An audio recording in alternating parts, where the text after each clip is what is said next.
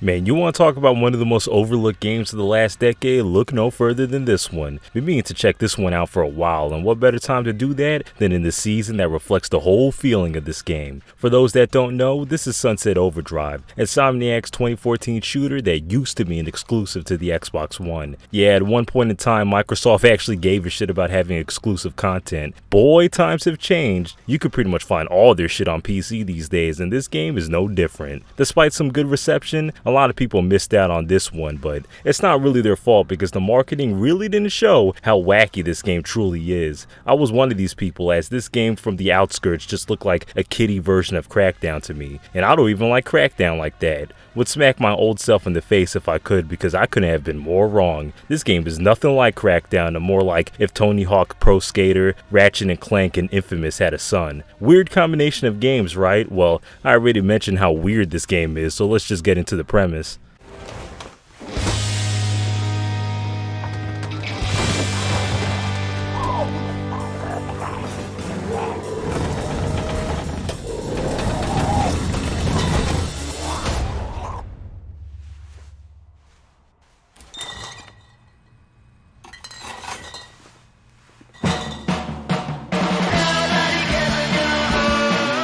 Welcome to Sunset City, a Californian-looking metropolis where a soda company named Fisco is planning on releasing their newest drink called Overcharge. During the pre-release party, everybody drinks the shit, but little do they know, it's a toxic concoction that starts turning everybody into raging mutants. The player character is unfortunately an employee during all this, and he has to haul ass from all this crazy shit. They're eventually saved by some dude named Walter and are equipped with some weapons to protect themselves. For the rest of the game, you assist a bunch of other wacky characters across the city while trying to figure out how to escape the damn place. Yes, I'm aware my character looks like Andre 3000, and no, Yuri Lowenthal's voice does not fit how he looks, but it is what it is.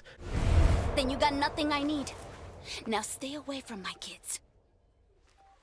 Okay, here's how this is gonna go. First I'll run some errands for you, then you'll like me, and then you'll help me. Not gonna happen. Trust me, works every time.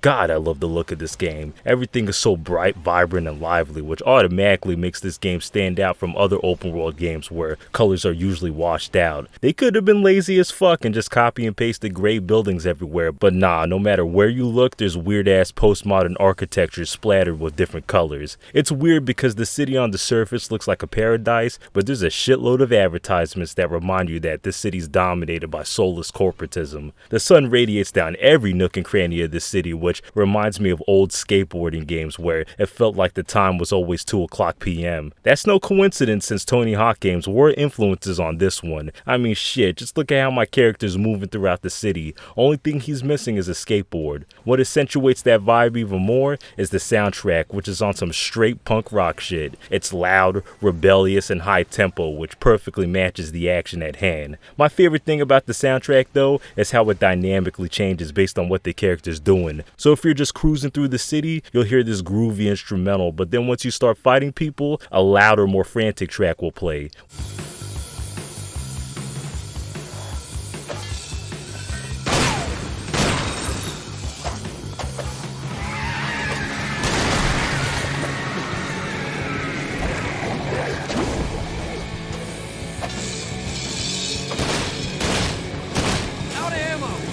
When you start fighting a lot of people and are really styling, that's when the songs with the lyrics come in, and those songs fucking bump.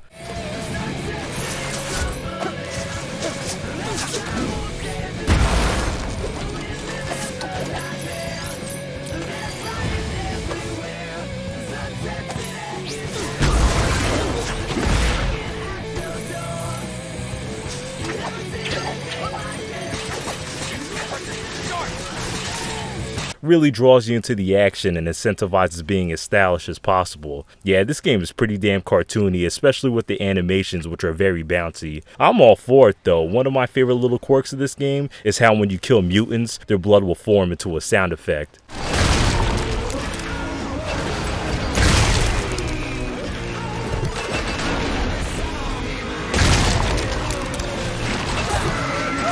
You also gotta love all the different ways your character respawns into the world.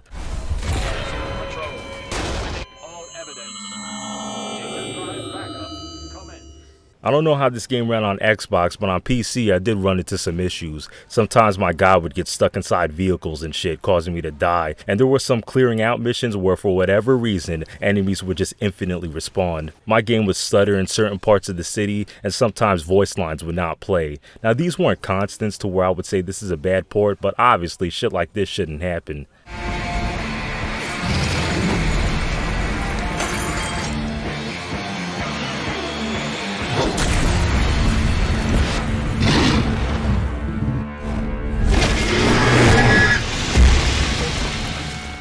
So if you played any other open world game in the last 10 years, then you already know how this game is structured. You got this big ass open world with a bunch of different NPCs that you take quests from that mostly deal with killing enemies. But as the game progresses, you have these scab goons and Fisco bots that pose a problem. However, as you can see, the big difference between this game and other open world games is simply how you move around this shit. Someone at Insomniac must have really liked the rail grinding in Infamous, because that's the primary way you get around in this game. Sounds very limiting, but nah. There's rail-like structures all over the city that makes traveling a breeze. Gates, railroads, wires, it don't matter. If it's skinny and long, then it could be grinded on. Pair this with zip lining, wall running, bouncing, and air dashing, and you got one hell of a movement system. It's basic free running shit enhanced to an absurd superpowered level, and man, it's fucking exhilarating. Just like Spider-Man, which they would make 4 years later, the sheer act of getting from point A to B is where a lot of the fun lies. At least when you're a couple hours in with the big bounce and the air dash, because in the beginning, only being able to grind does feel a little stilted. No, I don't know how the main character can do all this shit, but if you think about it too much, then you're already taking this game too seriously. As you can see, the streets are populated by these OD fucks, and maneuvering around them is one thing, but you're also armed with some pretty crazy weapons. A fireworks gun, a gun that shoots explosive teddy bears, a hairspray bomb that disperses, and much more. Yeah, Insomniac were definitely tapping into the Ratchet and Clank side with these, and they even brought over weapons leveling up the more you use them. Adds a feeling of progression, which I like, but a lot of weapons in this game are pretty gimmicky and not very useful. Not to mention all the different weapons that are the same thing, but slightly stronger. Despite the variety, the explosive stuff that does AoE damage is generally what you're going to be leaning into since you take on enemies in hordes. Weirdly enough, the weapon that was the most useful to me was the Dirty Harry, which is a revolver you get real early. It didn't matter what enemy type, this thing just two-shotted everything. Maybe it's because I used it too much too early on, and so it became too strong too early. But the weapons and the movement aren't just good on their own. What makes this game in general fun as fuck is how both systems intertwine. You lay down a lot of mayhem, but you gotta keep on moving while doing it, effortlessly bouncing around the environment while causing mad destruction. It's essentially the floor is lava, the video game. It feels as badass as it looks, but this game also promotes this with this style meter here, where the more stylish shit you do, the higher it becomes, which unlocks more crazy shit like fire emerging from your rail grinds or lightning raining down on everything. Yeah, you're essentially a one-man army that just so happens to be into extreme sports, and this game lets you go buck wild with that concept. Couple the fact that there's a shitload of different enemies at once that want a piece of you, and it makes many battles in this game pretty damn chaotic, especially later on when you go against enemies that could cut off your grinding path. That's when your reflexes really gotta be on point. I don't think that it's a coincidence that Insomniac chose soda as the catalyst for the apocalypse here, because this whole goddamn game feels like a sugar rush, and I'm all for it.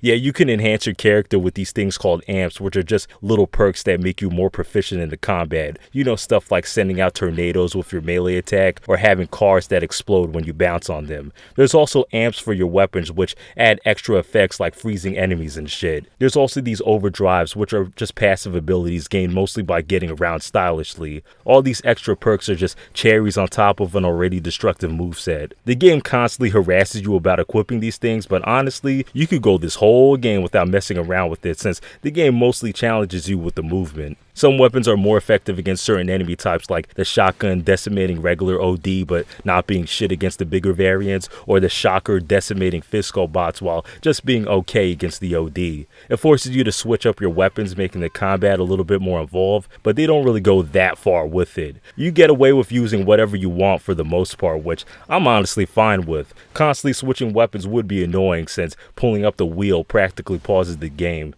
So I've had nothing but positive things to say about the core gameplay, and that's because it's unlike anything else in the open world genre. And frankly, it's just really fucking fun. Unfortunately, the actual missions don't match that energy. I was already burnt out by the time I got to the downtown area, and that's because so many of the missions were either killing enemies in a general area or fetching items throughout the city. Seriously, a good 90% of the missions in this game fall into these two categories, and it got repetitive fast. They tried their best to disguise it with some other factors involved, like defending an area or an object, but it's mostly the same shit. I often knew what the missions were going to be about before even talking to the NPCs, which was especially the case with side missions where they'll hit you with multiple fetch quests back to back. This isn't to say that all the missions are drab though. There is some truly off the wall amusing stuff that this game sprinkles in from time to time. Like this one mission where you have to prove to hardcore how hardcore you are by doing hardcore things, all while this motherfucker just says hardcore in the background.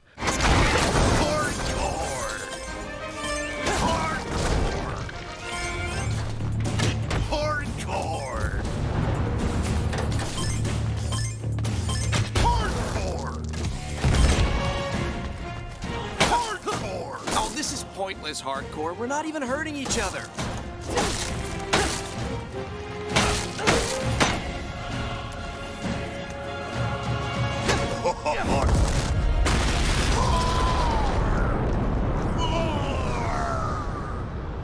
That weird-ass nightmare trip mission caused by swimming in leeches, it literally does the whole floor is lava thing. This is lame. How can we make it better? I know. Lava! Come and get me! Okay, calm down. This is all in your mind. None of this is real. Oh my god, I'm covered in leeches! Oh yeah, and how could I forget about that mission where you forge a new sword and go absolutely apeshit with it? Hey, did you douse the sword? In blood? Also in water. Okay, so next is sharpening, fitting a hilt, maybe even some detailing. No, it's perfect. I dub thee Excalibur. Restore the souls of 99 physical robots. 99 will die.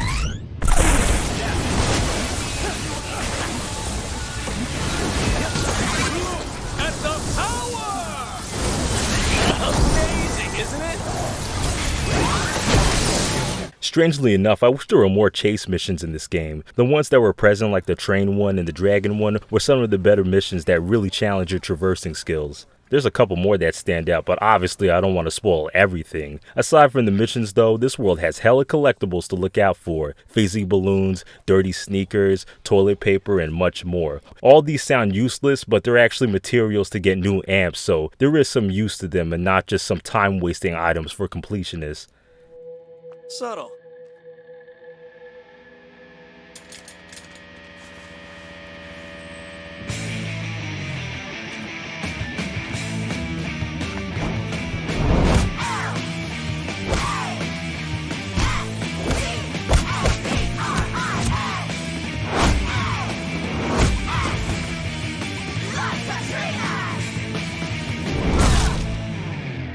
So it's pretty obvious that this game doesn't take itself too seriously. You won't go 2 sentences without our main character here spitting out wisecracks. A lot of this game reminds me of Borderlands with how characters are introduced and a bunch of them being crazy as hell. You help actual LARPers that take D&D too seriously, spoiled rich college kids that don't give a fuck about nothing, and weeboo boy scouts that have no chill. Yeah, this game likes to poke fun at many different groups. However, unlike Borderlands where much of the humor is characters just being loud and obnoxious, this game relies heavily on fourth wall breaks, ironic meta humor that loves to point out its own contrivances. Sometimes it can be pretty damn funny and unexpected. Sure. Wait, listen, I'm not Fizco. I'm just here to steal computer parts from you. How'd you think you were gonna do that when I got this here gun? Yeah, I got guns too. Damn! But how do I know you can use them?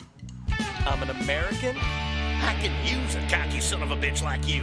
Looks good on camera. Other times it gets pretty eye-rolly, like yeah, I get that you guys are aware of how ridiculous this all is, but you don't need to double down so much. Wait, how do we communicate with Sam when neither of us is holding a phone? You know, technology. Technology. Let's not complicate things by poking holes in the way we deliver the story, okay? Oh, okay then. I'm gonna go back to the base and be magically gone by the time you have control. Fine by me. That's not weird at all. Luckily, there's more hits than misses, and I like that they incorporate it into the gameplay sometimes. Like, there's this one clever side mission during the back half of this game where you literally have to collect quest marker icons from NPCs you've already helped out. The game lightly pokes fun at the player who always insists on helping anyone who has these for some reason. Too bad. I could have researched the shit out of that thing. Now science will never know what compels you to help everyone. The fourth wall breaking humor isn't the only thing that's in your face though. Anybody notice the heavy anti-corporate capitalist themes run throughout this game? I mean, think about it. The whole inciting incident of the apocalypse was because a big corporation like Fisco was so desperate to sell their products, they skipped health regulations. They were willing to poison everyone if it meant sales. The premise alone is pretty damn good satire though. Even with this, sometimes the game can't help but be a little too direct. Help the union, please. I came out here to get rid of them. Try to make them drink overcharge, make Fisco take the blame. Then we're free to hire overseas labor. Wait a sec. You tried to kill all the union workers so you could replace them with cheaper labor?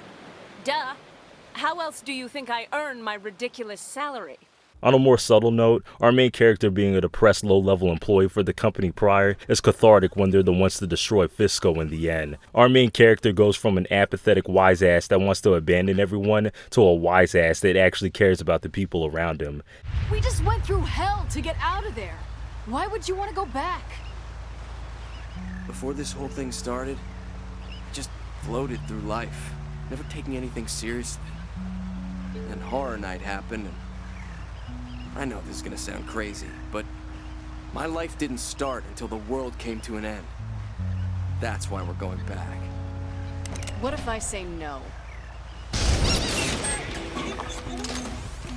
Aye, Captain! Hold fast! We're coming about! Yeah, even though the story doesn't really matter that much, it's not like there was no depth here. Minor character development is still character development.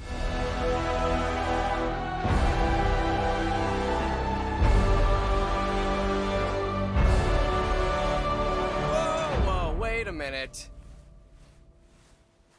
That's the ending? Are you serious? So yeah, that's Sunset Overdrive. A pretty damn good game by a damn good developer for a whatever console. I understand that Insomniac's busy with Spider-Man and probably a new Ratchet & Clank game, but shit man, a sequel to this game would be most welcome. The presentation's nice and stylish, the gameplay's chaotic, and the game is genuinely funny at times. The open world structure is pretty generic and tiring, but it's definitely no deal breaker. An easy recommend and 2 thumbs up from me.